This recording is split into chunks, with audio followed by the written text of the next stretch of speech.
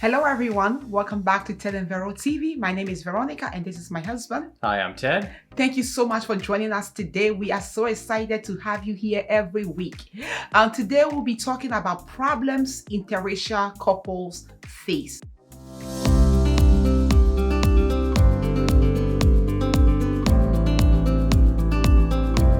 So the number one problems that interracial couples face, you want to say it? Is staring. Mm. Staring. You're apt to get a lot of stares. And some of those stares are not so nice. No. Not so nice. Some of those stares are kind of like, if you can imagine that looking down one's nose at somebody else type stare. Yeah. What is he doing with her? Or what is she doing with him? These things are definitely going to happen to you. We've experienced them. But I also want to say in fairness that while we do get a lot of looks, usually it's people who are genuinely kind and genuinely just for some reason they're drawn to us, drawn to our energy, drawn to our obvious love for one another. Yep. There's just something about what they're seeing that is pleasant to them. But we have had curious people come up to us and say, you know, where are you from? Are you two together? This is so great, you know, and they just love it when they realize that we're married. So it's not all bad, but the stares are there. If you're an interracial couple, let us know if you experience the stares as well, because we definitely experience the stares. Yeah, it's kind of like when you're in an interracial relationship, you're automatically a celebrity. For some reason. Everybody's just watching you. Yeah, watching. The camera shutters are going off. I think it comes from the history of this country and how for so long Black people and white people could not be together, and now all of a sudden that has changed and we've changed the norm and we are breaking boundaries. So it's like, whoa, they are doing it, you know? So I think that's where the states come from. Yep. Let's go to number 2. Racial comments on social media. Oh boy. Whew. Yeah. And we've experienced this one too. Yes, we actually experienced this one a lot, you know? And I told my husband, you might not see them on our comment because I don't have time for stress. No, as soon as we get some sort of racial negative comment on YouTube or Instagram or anywhere, we just chuck it out of there. We just chuck it out of there. And to be honest, we don't even waste our energy and emotion getting upset about it. We honestly don't get upset about it. It's just, we're not going to foster that kind of energy. Yeah, the first time we experienced it, I was a bit shocked because I had never experienced something like that. Yeah. And so that got to me a little bit. But from that, I was like, you know what? No. It's that there are people that are not happy with themselves. Yeah. And so they try to inflict their unhappiness on others. Right. And they have all types of ideologies and they try to portray it on us. And I don't have time for that. No. Anytime we see those comment, delete. And just this morning, I was checking our comments on YouTube to respond to all you kind people that 99% of are leaving very encouraging, very kind comments. And there was a comment on our very first short that we recorded called Swing Into My Love, where we're on the swing set and we jump off the swings and we embrace each other. And that was a lot of fun to do. But the comment on it this morning was, "This is so disgusting."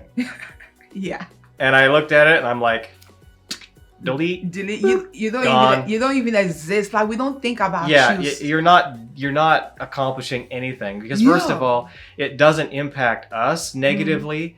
And nobody else is going to see it because it's going to go right into the trash. And we delete it because we are strong and we can handle it, but we don't want anyone else who is planning to go into a racial relationship to see that and be discouraged. And so we delete it not because you have any power over us, but we delete it because we love our supporters so much that we will not allow them the injustice to see your hatred. And we pray for you because we feel like you need love, and the reason why you probably do that is because you don't have love in your life or you are very unhappy. And so we are praying for you. We are thinking of you, but stop the hate, man. You've been hating all these years. What has that, or where has that got You've been hating all these years and we still pray for you. We still love you. We don't hate you. So the hate that you've been given has not really gone anywhere. So stop it and try and live in love. You know what I mean? So number 3 challenge that you're going to face in an interracial relationship likely will be getting over culture shock and discovering things about their world. And there are going to be a lot of differences, especially if they're from 2 different countries or 2 different parts of the world. Like my wife is from Ghana and I've always lived in the United States. So you're going to face differences in communication, differences in traditions, differences in the way they connect with people, the way that they think about things, the way that they'll even form certain ideas.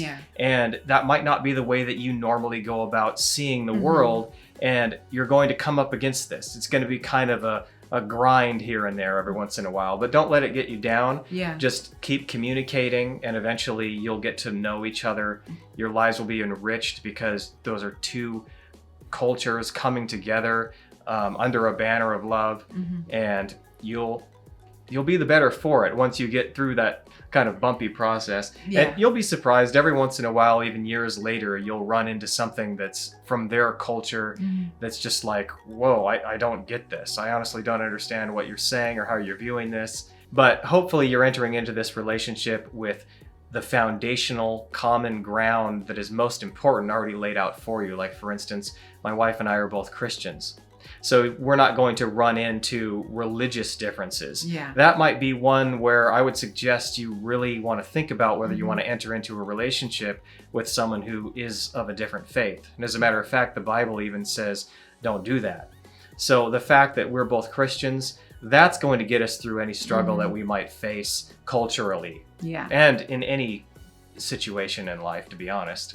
There is an opening in every culture, you know.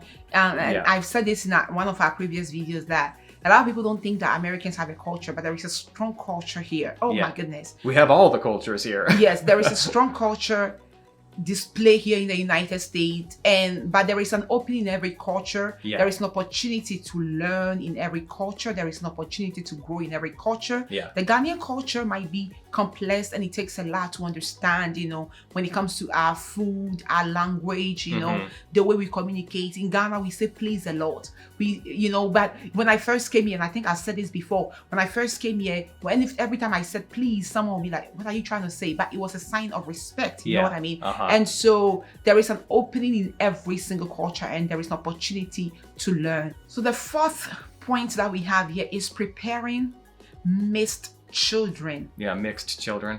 For the potential that they will have in society when it comes to harassment, stereotyping. I mean, what we already experience, the racial slurs, for instance, on social media. We plan on keeping our kids away from social media as much as we can, just to protect them, to not allow the negativity and the hatred out there to inflict them.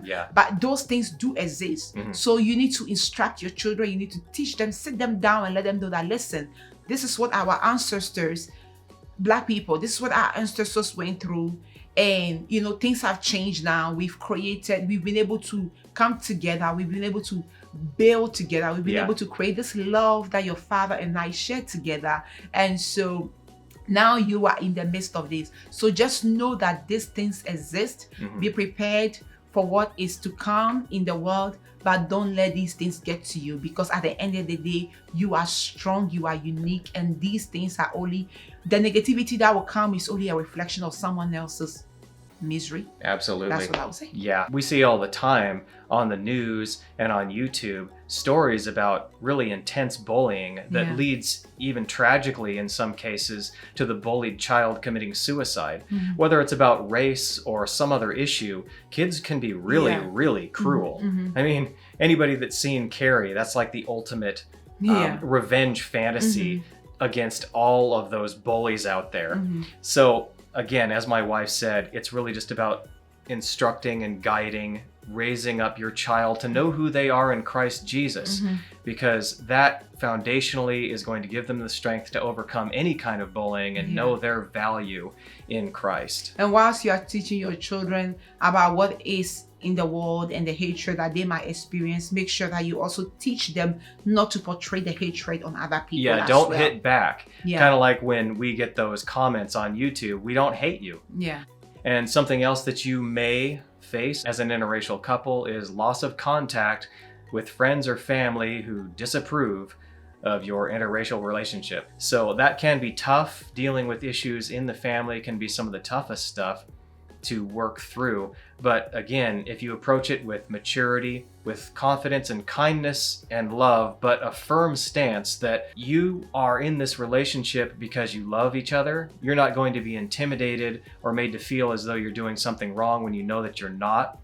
And you still love your family, but if there has to be a disconnect, then obviously you're going to choose your spouse over your family. The Bible says that a man will leave father and mother and cleave unto his wife, and you have become one flesh. You are now your own family, you and your wife. Yeah. So don't let that get you down either. You can overcome anything in this with God and with your spouse in the love that you share with each other. Yep. Take everything in prayer.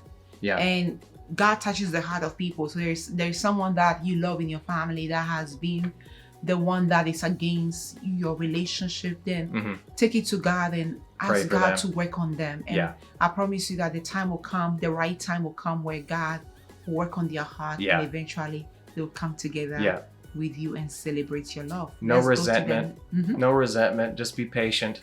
Yep. And it'll all work out one way or the other. So the last point that we have here is actually lighting YouTube videos. We know that this is a funny one, but this can be a little subtle. But let me tell you, lighting 2 different shades of colors to record a video on YouTube is no joke. No joke. We recorded this morning, and I think setting up the recording alone took like 30 minutes. Like the video itself doesn't even take that long. But to get the camera ready, making sure that our light is coordinated is incredible. So my husband will set the camera up, right? And he will get the light ready. And as soon as he sits down, then my shade changes instantly. I become dark, like, whoa. So that is one thing that we struggle. The camera just doesn't know what to do with it because I'm so light and my wife is so dark, and it doesn't know how to like balance that. So every once in a while we kind of get lucky in the sense that the light outside from the windows is sort of in our favor for whatever reason. And we're able to get the lighting correct quickly, but usually I'm there struggling, sitting down, checking it, going back up, toggling the exposure a little bit, and toggling the light that we've got in the intensity, more yellow, more fluorescent, and trying to get this thing adjusted, moving the light a little bit here and there. I'm telling you, it's kind of hysterical. And I know that most of you, except that some of you are also YouTubers in an interracial relationship, you're probably relating. But the rest of you would never imagine that this would be such a big deal, but it really is. Lighting YouTube videos for interracial couples. And even actually just taking pictures can be the same problem. We have some pictures, really candid pictures that I love when we first met when we were at the zoo in Washington, D.C. And because of where we were, you can barely see my wife. You can like see her eyes. You can see her eyes there somewhere, but it's just like, where are you? But it's that issue. And the beautiful thing about it, I say it's beautiful because look at this melanin, look at this shade. It's a gift. A gift. It's given the glow. But the beautiful thing about it is that at the end of the day, when you see 2 different shades of people together, all you see is the human spirit. Well, it's beautiful. So you see the human spirit, and even though we have a hard time lighting our videos, listen, the glow is real. The glow is real. Let us know what your struggles are in the comment. Do you struggle with lighting your videos? What are your struggles as interracial couples? Let us know in the comment. We definitely want to know. Maybe we are not the only ones who go through these things, but maybe your comment can help us one way or the other. For sure. Well, once again, everybody, thank you so much for joining us on Ted and Vero TV. It's such a pleasure to have every one of you. And please come and join us again. We have at least a video a week, sometimes 2. And we will see you next time. See you next time. Don't forget to like and subscribe. Like and subscribe. Bye-bye. For sure. Bye-bye.